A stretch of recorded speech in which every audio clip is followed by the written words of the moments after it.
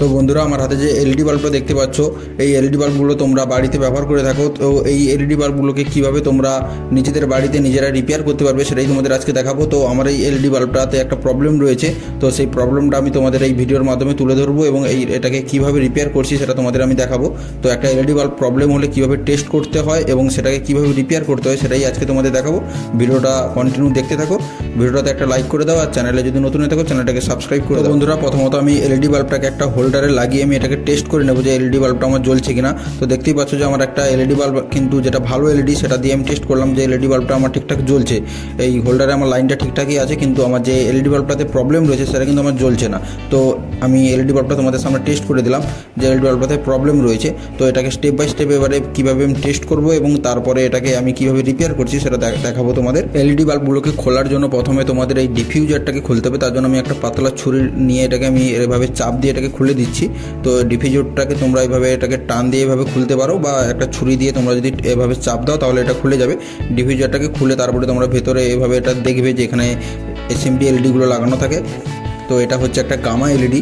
তো gamma LED দিয়ে এটাকে ফিটিং করা রয়েছে। তো এটাতে কি সমস্যা রয়েছে যার কারণে এটা জ্বলছে না সেটা আমি একটু চেক করে দেখছি। তো বন্ধুরা, এই যে এখানে যে এলইডি প্যানেলটা বসানো রয়েছে, এখানে কিন্তু একটা ব্রিজ রেকটিফায়ার এবং একটা আইসি রয়েছে। তো এগুলো থেকেও সমস্যা হতে পারে, স্টেপ বাই স্টেপ তোমাদের চেক করতে হবে। তাছাড়াও কিন্তু এখানে যে এসএমডি এলইডিগুলো বসানো রয়েছে এগুলোর মধ্যেও কিন্তু সমস্যা হতে পারে। তো আমি এক এক করে দেখছি যে কোনটাতে কী সমস্যা রয়েছে।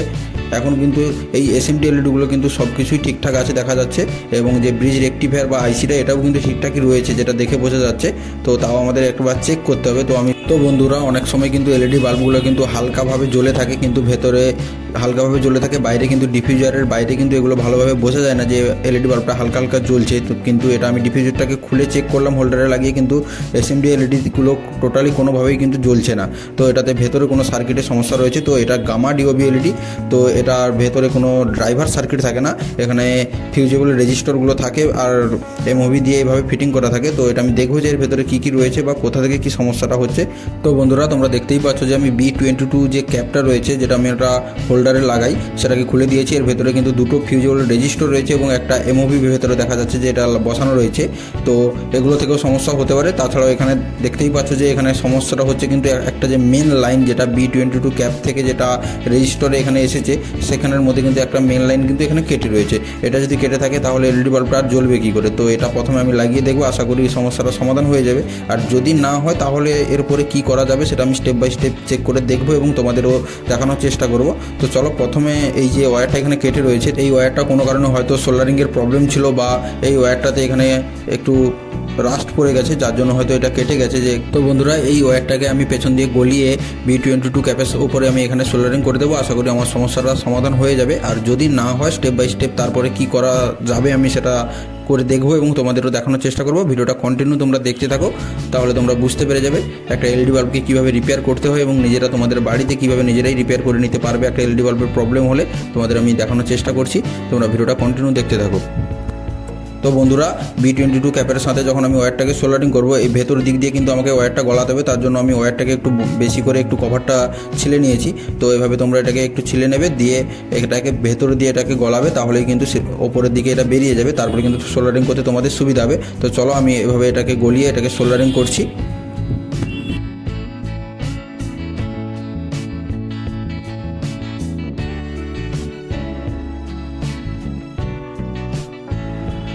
B22 ক্যাপের ওপরে যখন ওয়্যারটা বেরিয়ে আসবে তখন তোমরা ওয়্যারটাকে একটু মুড়ে দেবে, দিয়ে ওপরে এভাবে রাং দিয়ে যখন এটাকে সোল্ডারিং করে দেবে তাহলে কিন্তু হয়ে যাবে, আর কোনো সমস্যা হবে না। আর একটু হিট করলেই কিন্তু এটা বসে যাবে। তো এভাবে এটাকে আমি করে দিয়েছি। এবারে কিন্তু আমার কাজটা হয়ে গেছে। এবারে এটাকে টেস্ট করবো যে এলইডি বাল্বটা আমার ঠিকঠাক হয়েছে কিনা।